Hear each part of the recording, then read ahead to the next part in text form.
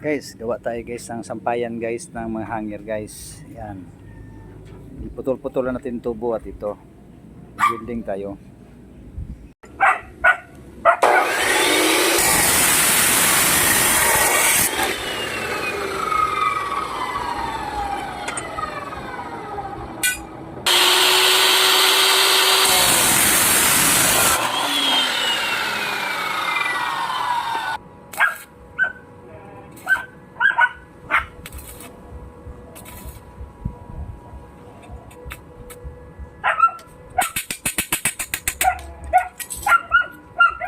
Eskwala tayo guys, para mas mabilis ang trabaho natin, magamit tayo ng ganito.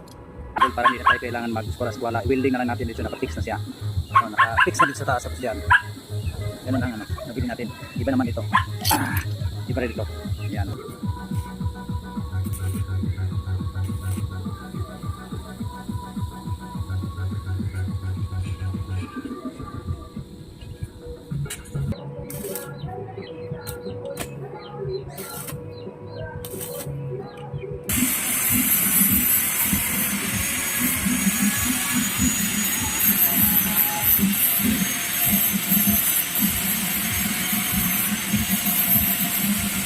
Yan o, sampayan ng hanger yan. Para sa hanger, galing naglaba, sampay dyan kung maulan. Dalawa siya sa ilalim, mga maiksi, sa taas, pwede pantalon. Sa baba, mga underwear, mga maiksi. Sa taas, yan yung madamit. Yan. Bali doble siya para hindi sayang yung space. Doble siya, doble.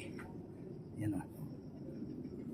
Para hindi sayang yung space. Doble ang pagkalagay. Kasi kung isa lang ilagay natin, sayang yung space.